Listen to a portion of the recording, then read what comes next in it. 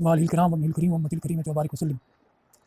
اللہم افتح علینا حکمتک وانشر علینا رحمتک یا ذا الجلال والاکرام، رب یسر ولا تعسر وتمم بالخیر۔ بسم اللہ الرحمن الرحیم، الحمد للہ الذی نزل الفرقان علی عبدہ لیکون للعالمین نذیرا، فتحدى بأخسر سورة من سوره مساقع الخطباء من العرب الارباء فلم يجد به قدیرا۔ یہ کتاب چونکہ قرآن کی تفسیر میں ہے، اس وجہ سے قرآن کی عظمت پر مشتمل اپنا خطبہ رکھا ہے، جس میں تبارک الذی نزل الفرقان علی عبدہ لیکون للعالمین نذیرا سے اقتباس بھی ہے۔ تو پہلے تو اس کا بیان کیا ہے کہ قرآن سارے جہان کے لیے اتارا گیا اور اس کے ذریعے چیلنج کیا گیا، لیکن کوئی مقابلے میں نہ آ سکا، نہ اس کا جواب لا سکا۔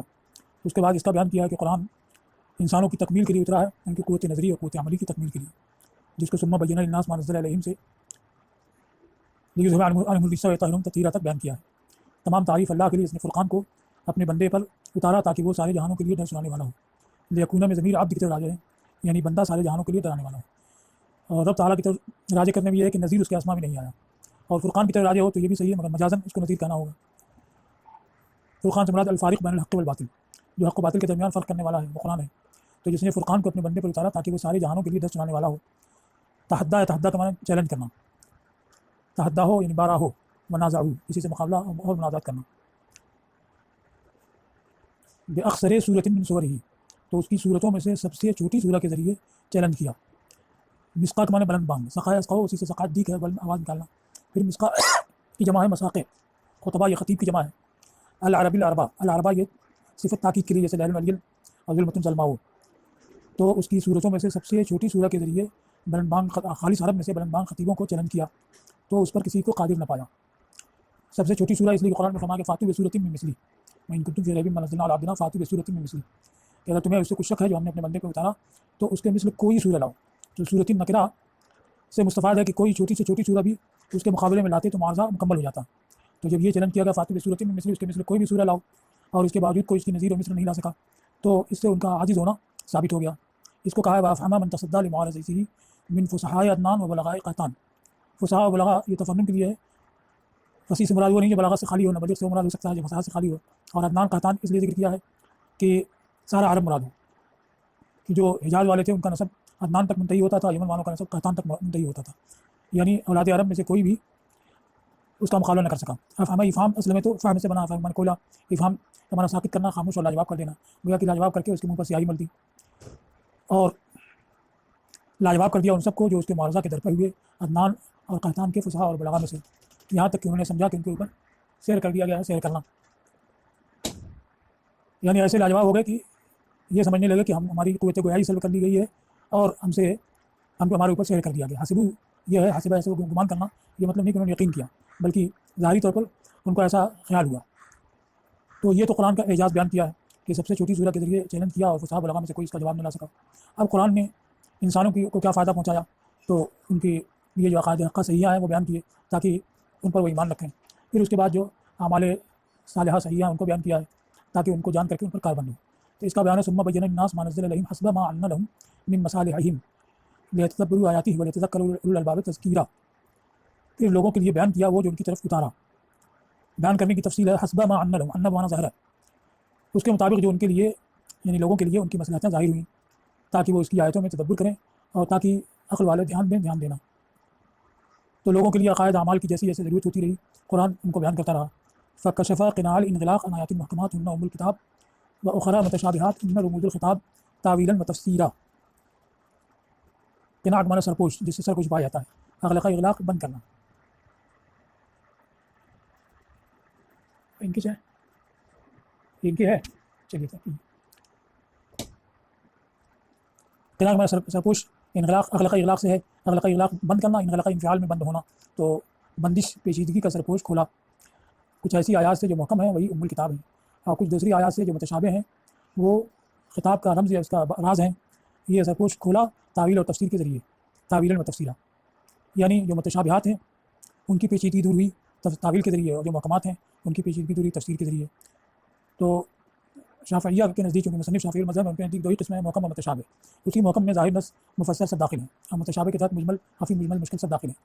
تو تعویل اور تفسیر کے ذریعے ان کو واضح کر دیا۔ تو پیچیدگی کا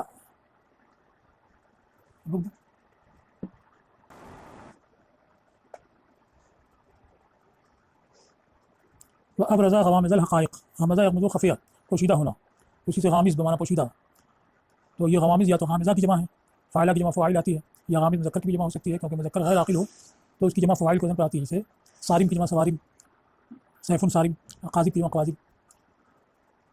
اور پوشیدہ حقائق اور باریک دقائق ظاہر کیے تاکہ ان کے لیے ملک اور ملکوت کی چھپی ہوئی چیزیں اور قدس اور جبروت کی پوشیدہ باتیں روشن ہوں تاکہ وہ ان میں خوب خوب فکر کریں. حقیقت ثابت کو کہتے ہیں، یعنی اشیاء کا وجود جس طرح ثابت ہے پھر اس کے اندر اس کے حوالہ اور جو اس کے اندر باریکیاں ہیں ان سب کو ظاہر کیا. اسی طرح دقائق یعنی نقطے جو ہیں ان کے اندر جو باریکیاں ہیں ان کو ظاہر کیا تاکہ ان سے ملک اور ملکوت کی پوشیدہ باتیں ان کے لیے روشن ہوں. ملک بادشاہت کو کہتے ہیں اور ملکوت اس میں مبالغہ ہے. تو ملک سے مراد یہ زمین آسمان اور جو ان کے درمیان کی چیزیں ہیں، اور ملکوت چونکہ اس میں مبالغہ ہے اس سے مراد عالم ارواح، ملائکہ اور جنت و نار وغیرہ. تو ان پوشیدہ چیزوں کو ظاہر کیا تاکہ ان کے لیے یہ سب نمایاں ہوں. اور قدس اور جبروت، قدس معنی پاکیزگی اور جبروت قاہر کے معنی میں با کے فتح کے ساتھ. خبا اخبا معنی چھپانا، اسی سے خبیہ ہے. اب ادغام کر دیں گے حمزہ کا یا میں تو خبیہ ہوگا، اس کی جمع خبایا جیسے خطیہ کی جمع خطایا. لیتفکروا فیہا تفکیرا، تاکہ وہ ان کے اندر غور کریں. تو اللہ تعالیٰ نے کائنات کے اندر جو اسرار رکھے ہیں ان کو قرآن کے اندر بیان کیا ہے تاکہ لوگ ان کے اندر غور کر فکر کر کے ثانی کی ذات اور اس کی صفات کی معرفت حاصل کریں اور عقائد صحیحہ ان کو حاصل ہوں اور باری تعالیٰ کی ذات سے آشنائی ہو. پھر اس کے بعد احکام عملیہ بیان کیے ہیں، لیکن تمام احکام عملیہ کا بیان ہو نہیں سکتا ہے، اس لیے بنیادی چیزیں اور پھر ان کی علتیں بیان کر دی ہیں جیسے کہ دیگر احکام قیامت تک مستخرج ہوتے رہیں گے. اس کو کہا ہے وَمَهَّدَ لَهُمْ قَوَاعِدَ الْأَحْكَامِ وَأَوْضَاعَهَا. اب مہد تمید ہموار کرنا، راستے کو برابر کرنا، اور ان کے لیے احکام کی بنیادیں اور ان کی وضعیں ہموار کی آیات کے نصوص اور ان کی تابشوں سے. لمع الماء چمکنا، اسی سے لمعون ہے، اس کی جمع الماء. اب یہ لفظ و نشر مرتب کے طور پر ہے کہ احکام کو تو بیان کیا ہے نصوص سے، اور وضعیں یعنی وہ علتیں جو احکام کے افادہ کے لیے وضع کی گئی ہیں ان کو نصوص کی تابشوں سے. چونکہ علت کا علم ہوتا ہے اشارۃ النص و دلالۃ النص سے، تو عبارۃ النص سے تو احکام بیان کیے ہیں، پھر احکام کی علت کیا ہے یہ اشارۃ النص و دلالۃ النص سے بیان کیا ہے، اور علت کی روشنی میں پھر مزید حکم کا استخراج ہو سکتا ہے. تو اس طرح سے ان کے لیے قیامت تک آنے والے مسائل کے حل کرنے کی راہ ہموار کر دی ہے. لیذھب عنہم الرجس ویطہرہم تطہیرا. ان دونوں سے عقائد کی تصحیح سے اور اعمال کی تصحیح سے ان کو ظاہری اور باطنی پاکیزگی حاصل ہوگی. تو یہ دونوں ان کے لیے بیان کر دیا تاکہ ان سے پاکیزگی کو دور کر دے اور ان کو خوب خوب پاکیزہ کر دے. کم از کم بیان کرنے والوں اور اجتہاد کرنے والوں سے سن کر کے اس کو قبول کرتا ہو. تو اول جو ہے وہ مجتہد کے لیے ہوگا، ثانی مقلد کے لیے. اور کسی طریقے سے بھی عقائد حقہ اور اعمال صالحہ کی بیداری کرتا ہے تو وہ دانے میں محمود و صحیح ہے. اب اس کے برخلاف جو نہ خود نظر و فکر کی اہلیت رکھتا ہے نہ دوسرے سے سن کر کے مانتا ہے، اس کے لیے کہا من لم یرفع الیہ راسہ واطفأ نبراسہ یعیش ذمیما وسیصلی سعیرا. اور جس نے اس کی طرف سر نہ اٹھایا اور اپنا نبراس مصباح اور اپنا چراغ بجھا لیا تو وہ مذموم ہو کر کے زندگی گزارے گا اور ان قریب بھڑکتی ہوئی آگ تک پہنچے گا. تو یہ نہیں جس نے اس سے بالکل بے التفاتی کی اور جو کچھ بھی اس کو فکر سلیم اور قوت عقل و فہم عطا کی گئی تھی اور وہ بھی اس نے سب ختم کر لیا، کیونکہ ہر شخص فطرت اسلام پر پیدا ہوتا ہے. تو فطرت اسلام کا جو نور اس کے پاس تھا وہ بھی اس نے بجھا لیا. ایسا شخص مذموم ہو کر کے زندگی گزارے گا اور بھڑکتی ہوئی آگ میں پہنچے گا. اب اس کے بعد دعا کی ہے فیا واجب الوجود، اس میں ندا کی ہے اللہ تعالیٰ کو جس کا وجود واجب ہے. ویا فائز الجود، اور اے جود کے فیضان والے، اے واجب الوجود اور اے جود کے فیضان والے، اور اے ہر مقصود کی غایت. صلی علیہ صلاۃً، علیہ کی ضمیر عبدی کی طرف راجع ہے، ان کے اوپر رحمت نازل فرما، ایسی رحمت جو ان کی نفع بخشی کے مقابل ہوا. غنا غین کے فتح کے ساتھ مقابل ہونا، واضح واضح آزاد مقابل ہونا، غنا کے نفع و فائدہ. بتجازی عنان مشقت میں پڑھنا، جو ان کی مشقت کا بدلہ ہو. ان پر رحمت نازل فرما، ایسی رحمت جو ان کی نفع بخشی کے مقابل ہو اور ان کی مشقت کی جزا ہو. اور ان پر بھی رحمت نازل فرما جنہوں نے ان کی مدد کی اور ان کے بیان کو خوب خوب ثابت کیا. اور ہمارے اوپر فیضان کر ان کی برکتوں کا اور ہمیں ان کی کرامتوں کے راہوں پر چلا اور ان کے اوپر سلامتی اور ان کے اوپر ہمارے اوپر بہت بہت سلامتی نازل فرما. تو یہاں تک حمد و صلات کا ذکر ہوا. اب اس کے بعد بعد فإن أعظم العلوم سے کتاب کا سبب تعلیف کیا ہے اس کو بیان کیا. تو پہلے تو اس کو ذکر کیا ہے کہ علم تفسیر یہ سب علوم سے اہم اور اشرف ہے. پھر اس کے بعد اس کو بیان کیا ہے کہ عرصے دراز سے میری خواہش تھی کہ اس فن میں کوئی کتاب ہو، لیکن اس سے میں باز رہتا تھا یہاں تک کہ استخارے کے بعد اس پر آج مکمل ہو گیا. تو اب اس کام کو میں نے شروع کیا.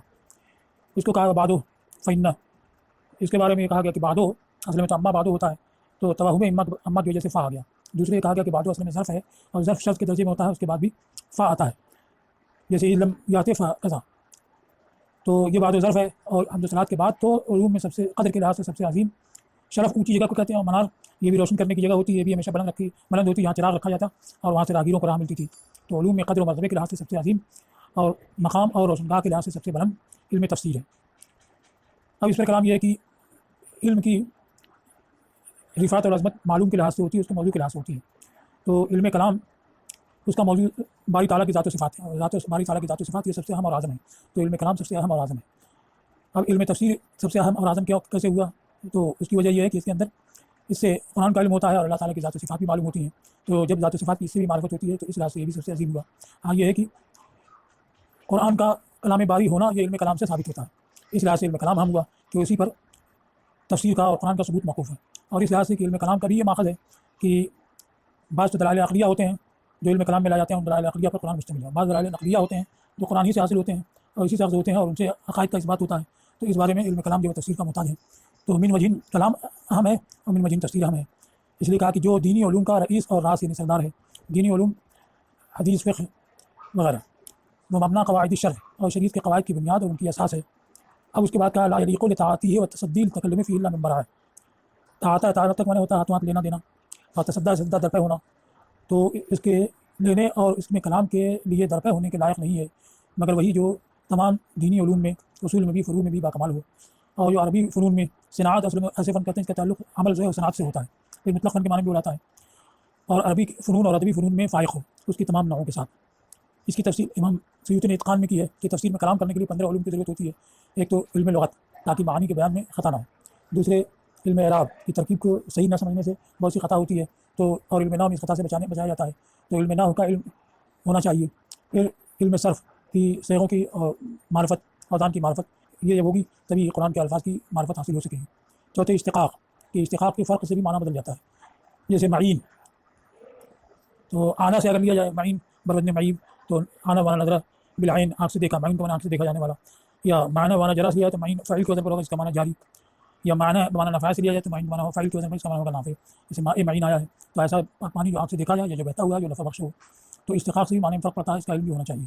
ایسی معنی، بیان اور بدیع، کہ معنی سے مفردات کے محاسن معلوم ہوتے ہیں اور بیان سے ایک مطلب کو واضح اور اوضح مختلف طریقوں سے بیان کرنے کی قوت حاصل ہوتی ہے، اور بدیع سے اس کے محسنات معلوم ہوتے ہیں. اسی طرح سے علم اصول فقہ، کہ اس سے یہ معلوم ہوتا ہے کہ کس طریقے سے احکام کا اصول سے استخراج کیا جائے. اور علم حدیث، کیونکہ حدیث میں بہت سی آیتوں کی تفسیر کی گئی ہے، تو اگر اس کا علم نہیں ہوگا تو جو منصوص تفسیر ہے اس کے خلاف جائے گا. ایسے ہی سبب نزول کی معرفت ہونی چاہیے، ایسی ناسخ و منسوخ کی معرفت ہونی چاہیے، ورنہ منسوخ کو غیر منسوخ سمجھ کر کے خطا میں پڑ سکتا ہے. ان سب کے بعد ایک علم، اور ایسی علم قصص کے جو قصے بیان کیے گئے ہیں اگر ان کا بھی علم ہو یا اگلی کتابوں سے تو یہ بھی علم تفسیری مفید ہوتا ہے.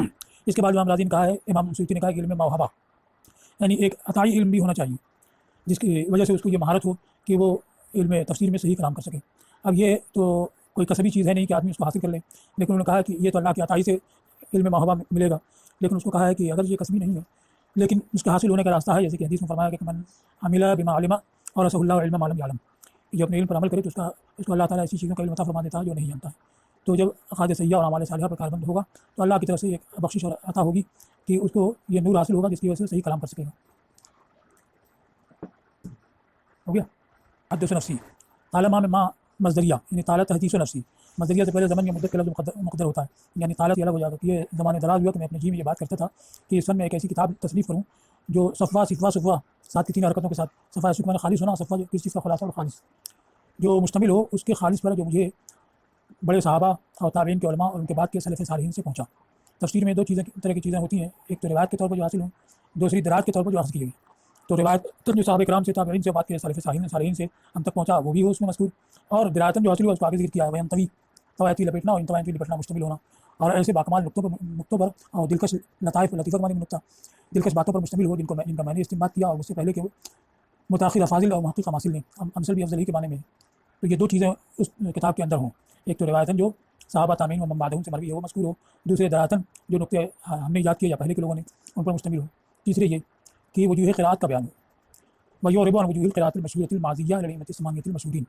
اور عزا یازو اور عزا یازی، واوی بھی ہے یاوی ہے، واوی سے لیں گے تو معزوہ ہوگا، یائی سے ہو تو معزیہ ہوگا. اور وہ مشہور قراءتوں کی وجہوں کو ظاہر کرے جو منسوب ہیں 8 مشہور ائمہ کی طرف. تو 7 تو وہی امام نافع، ابن کثیر، ابو عمرو بصری اور امام حمزہ علی کسائی اور امام عاصم، اور ان کے علاوہ 8ویں سے مراد دیا ہے امام یعقوب حضرمی کو. ایسی 2 قراءتیں اور مشہور ہیں ابو جعفر یزید کی اور خلف کی. یہ 10 قراءتیں ہیں. تو جس طریقے سے قراءت متواترہ سے کی تلاوت سے نماز صحیح ہوتی ہے ویسے مشہورہ سے بھی صحیح ہے، باقی شاذہ سے نہیں. بس شواذ سے زیادہ کر دیا، بس شواذ المرویہ، شاذتوں کی شواذ جو قراءت مشہورہ کی وجہ ظاہر کرے، ان شواذ کی جو معتبر قراء سے مروی ہیں. تو یہ عرصے دراز سے میرا خیال تھا